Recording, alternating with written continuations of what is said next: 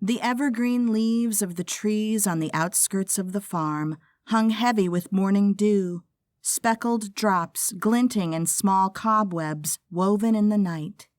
Mac rested his chin on the back of Nicky's shoulder, arms wrapped around her waist as they pulsed to the clip-clop rhythm of the chestnut horse moving beneath them.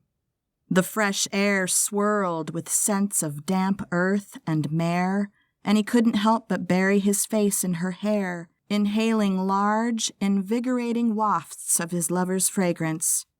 Glorious hues of gold and amber crisscrossed the morning sky from behind wispy clouds, the last sliver of the sturgeon moon fading with each passing minute. The chirping of birds was prevalent in the soft hue of morning breaking through the clouds, and a rooster crowed in the distance. With wide eyes and a lump in his throat the size of Bannerman Island, he scanned the horizon, praising God. There was nowhere else he'd rather be, the closeness of Nicky in his embrace indescribable.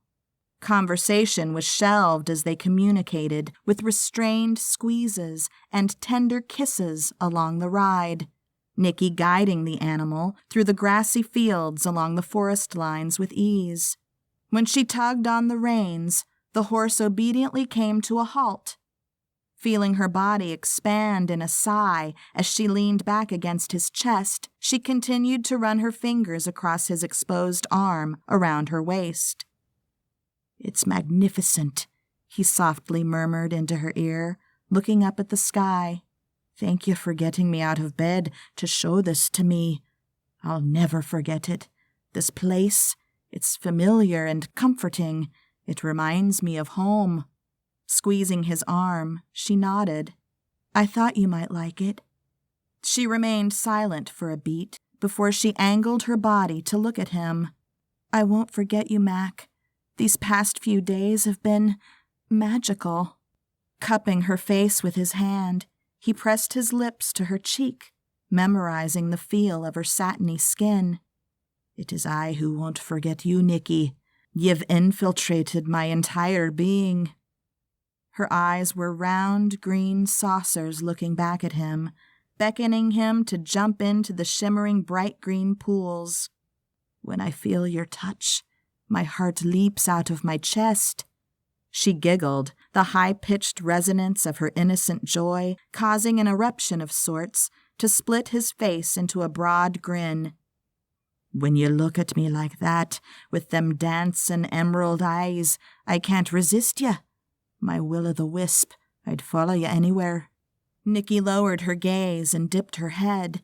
Mac lifted her face with the tips of his fingers, his voice laced with urgency as he tried to explain what he was feeling in the moment.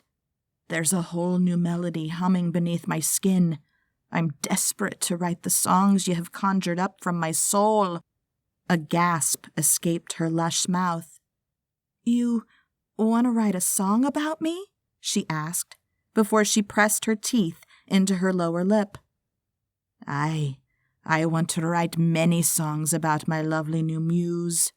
Pressing his lips to her forehead, he meant it, his days and nights spent with her inspiring the yearning to create new music.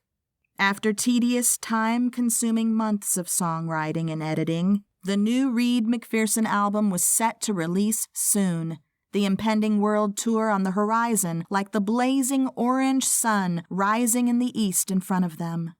Exhausted by the process, he thought his creative well had run dry, but leave it to a small-town American beauty to fill it back up to overflowing, the strong melody of what hummed between them a constant thrumming in his being. His creative juices were flowing again, like the hot blood pulsing through his veins as she feathered her fingers with the slightest touch across his bare skin.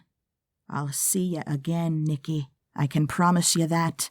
Come hell or high water, I'll be back."